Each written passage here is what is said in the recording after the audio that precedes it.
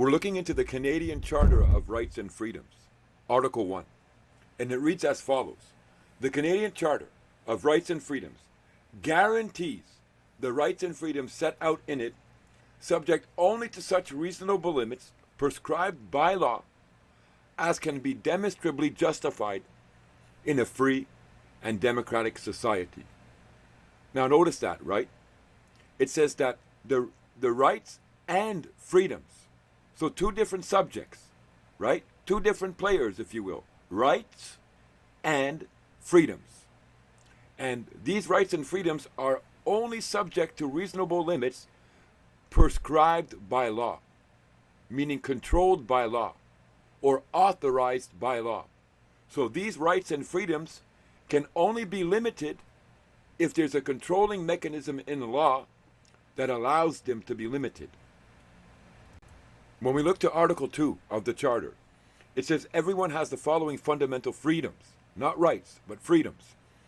Freedom of conscience and religion, freedom of thought, belief, opinion, and expression, including freedom of the press and other media of communication, freedom of peaceful assembly, and freedom of association.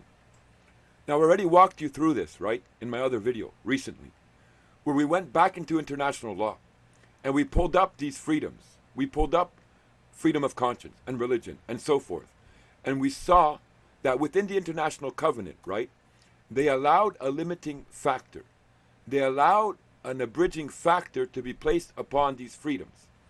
In the time of war, in the time of a health crisis, for example, they were allowed to limit and abridge these freedoms. They are allowed, according to the principles of justice, to put limitations upon these freedoms in certain circumstances. This is why, if you ever try to go to court under Section 2 of the Charter, you're going to run up against a brick wall, because there's a prescribed operation of law. There's principles of justice that allows the state party to place a limitation upon these freedoms. The courts have already told us this. If you study the court judgments, if you study the court declarations, they've already told us this. And the Charter itself describes this to us. Furthermore, when we look into international law, we see this operation in fact.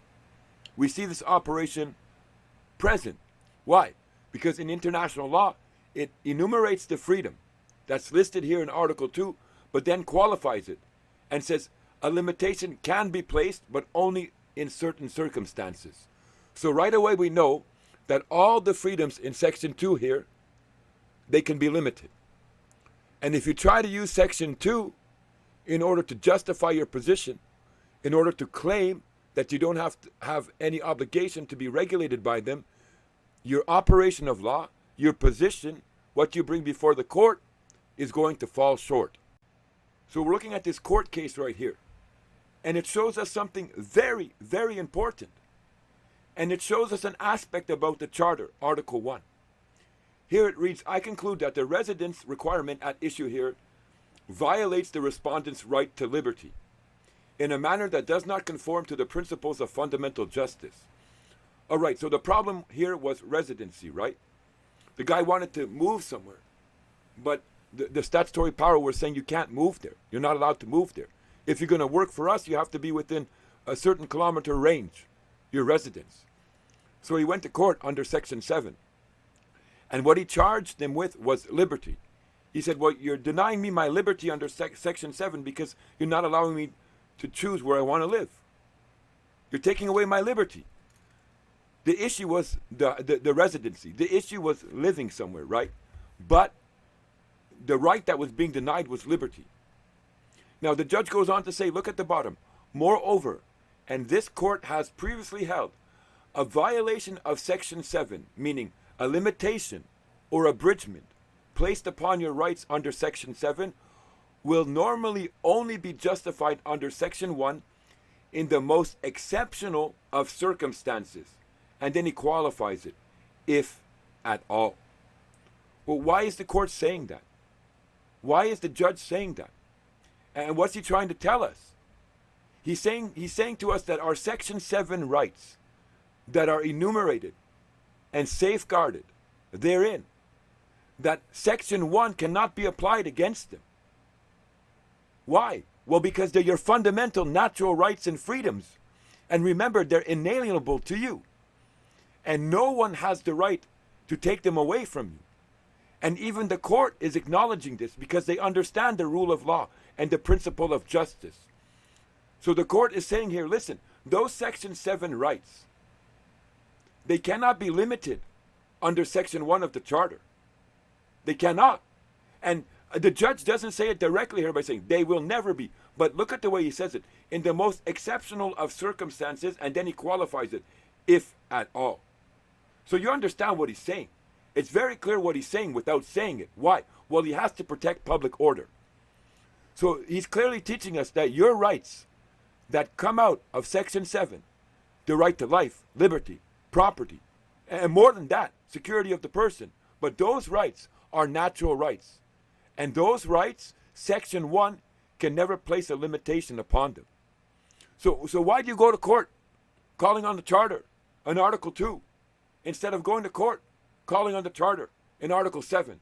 When you see already the court has said the pathway under Article 7, what is protected for you, if you understand what you're doing. Here another court judgment, and it reads as follows. It is clear that Section 7 of the Charter surely protects the right not to be deprived of one's life, liberty, and security of the person, when that is done in breach of the principles of fundamental justice. All right, so let me ask you who are watching this video, do they have principles of fundamental justice? Do they have operations of law in international law that allows them to place a limitation upon your Section 7 rights? We just saw right in the Charter in Article 1 where it says that they can apply a limitation to some of the rights and freedoms that are in the Charter, but only if they have a prescribed operation of law, only if they have a principle of fundamental justice. And then we saw in Article 2, right, of that Charter, well, there is principles of fundamental justice, there is operations of law that allows them to limit and abridge those freedoms that are in Article 2. Then we saw in the court, right, the court said, well, the rights in Article 7, they're never to be limited and abridged. You can't apply a Section 1 limitation against these rights in Section 7. So the court is already teaching us what? That there is no principle of fundamental justice that can be applied to your Section 7 rights that allows them to breach your rights, which means that allows them to limit and abridge or take away those rights once you claim them, once you stand on them. Clearly, positive rights are not at odds with the purpose of the Charter. And positive rights mean your natural rights, your fundamental human rights and freedoms. Indeed, the Charter compels the state to act positively to ensure the protection of a significant number of rights. This is the judiciary declaring this. This is the court saying this. So it's jurisprudence. It's the word of the court, right? And it says the Charter compels the state to act positively towards what? A number of our rights.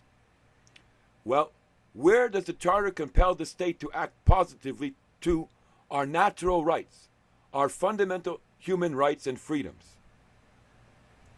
We see in Article 32 of the Charter itself, it says this Charter applies to the Parliament and Government of Canada and to the legislature and government of each province in respect of all matters within the authority of the legislator of each province. What's that saying? All those guys who make up the laws, all the legislators of the provinces, and all the legislators of the government of Canada, the Charter applies against them. The freedoms and the rights found in the Charter applies against them. So here it's very clear. The Charter says the Charter applies to them. But the Charter doesn't only apply for them, right? The Charter also applies for me and for you. How? Under our natural capacity as a human being, expressing our fundamental rights, expressing our natural rights, our human rights. The Charter is there for us against the government body, against the executive power. Now, a lot of people will like to read Section 32 like this: the Charter applies only to the government. Well, you just cut yourself out of the obligation, and you just cut yourself out of the authority that the Charter gives you against the government body by trying to claim that the Charter only applies to the government and the Charter has nothing to do with you. Well, you just sold out your fundamental rights and freedoms. You just sold out your natural rights, and now you have no authority in law to come against the executive power when they limit and abridge your Section 7 rights. So the Charter compels the state to act positively to ensure the protection of a significant number of rights. Positive rights are not an exception to the usual application of the Charter, but an inherent part of its structure. The Charter as a whole can be said to have a positive purpose in that at least some of its constituent parts do. So the court is very clear, right?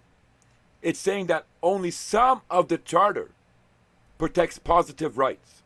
Only some of the Charter protects fundamental rights and freedoms, protects your natural rights, your human rights and freedoms. And what parts of the Charter are they talking about? Well, Section 7, right? Not Section 2, Section 7. And those rights, those positive rights that are protected under Section 7, they cannot be limited and abridged because there's no principle of fundamental justice that allows them to do it. There's no rule of law. If you believe in natural rights and you believe in fundamental rights and freedoms, whether you believe God gave you them or whether you believe you have them because nature gave you them, then they are yours, right? And the very definition of them, absolute rights, inalienable rights, means what? They can never be removed from you. They can never be limited and abridged from you. That's the very definition of those rights. Okay, if that's the truth, right? If that's the truth, and we're not just making this up, then we have to see some correlation in the law, right? We have to see some expression of this in the law. Or we're just believing a straw man. Or we're just believing a fairy tale. But when we stand in the start of our walk and we understand, I have natural rights, absolute rights.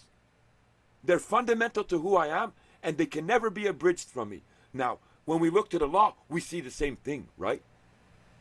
We see the court saying that some of the Charter brings forth positive rights. Some of the Charter brings forth natural rights. And where you find those natural rights in the Charter, the courts are also saying there can never be a limitation or abridgment placed upon those fundamental rights and freedoms. Why? Because that's the expression of what they are. Because that's the expression of what they are. All right, another court judgment where the judge states everyone has the right to life, liberty, and security of the person. All right, natural rights. Fundamental rights. That's what's being expressed here. You go look up at the definition, and I've done it before, and I've showed it to you in my videos. But you go look up the definition of natural rights and absolute rights. And what does it say? The right to life, the right to liberty, the right to property, etc. So here when they're using the subject, life, liberty, security of the person, they're talking about natural rights. So they're talking about rights that operate on behalf of a man or a woman, which law recognizes as a human being. And if you don't like it, okay, you don't have to take the word human being. But whatever. The human element involved. Only human beings can enjoy these rights. Why? Well, because they're natural rights. And only a living, breathing individual can exercise these rights. And the court goes on to say, everyone then must be read in the light of the rest of the section and defined to exclude corporations and other artificial entities. Okay, well, if they designated corporations already, right, then what are the other artificial entities? Those are the statutory creatures. Those are the statutory creatures that they make you play, incapable of enjoying life, liberty, or security of the person, and include only human beings. Talking about Section 7. Now, first, let me make a comment here, right? When we looked at the Constitution of Russia, right, they clearly said it. The rights of men and the rights of citizens. But now here, Canada, claiming to be a free country, oh, a great country, a democratic country, when they're dealing with natural rights and fundamental rights, they gotta hide it by using words, different type of words, and not expressing what they really should be expressing, hiding it, concealing it, making it difficult to understand. And here it says that everyone in section 7 only includes the human being, can only be the human being. Why? Because it's a natural right. These are natural rights that are being expressed. And that's why only a human being can stand up and claim these rights under section 7. And what did we further learn? Well, when you start claiming your rights under section 7, right, is there a principle of justice? Is there a fundamental principle of justice? Is there an operation of law that allows the executive party, that allows the government of Canada to stand up and say, oh, I want to limit your right. Oh, I want to take away your right. You're a joker if you try to say that, Canada. Why? Because you can't do that. There's no operation of law for you to do that. And for you to stand up in front of the court and before the court and to try and say, and put a defense and come against people and say, oh, well, you're claiming section 7 rights, and oh, we don't want them to do this, and oh, we don't want them to go ahead and claim their rights, so we think we should be able to limit them. The court has already ruled. Bring that argument into court. Go on, come on, bring that argument into court. So many people are afraid of you. Well, they're not going to be afraid of you soon. Let me tell you that. Bring that argument into court. And what? The court's already spoken against your argument. The court's already spoken against your argument, and they said what? They said, listen, you can't apply a section 1 limitation to those rights in section 7. And there's no operation of law, and there's no principle of fundamental justice that allows you to remove and limit a natural or absolute right. So good luck. Good luck with that argument.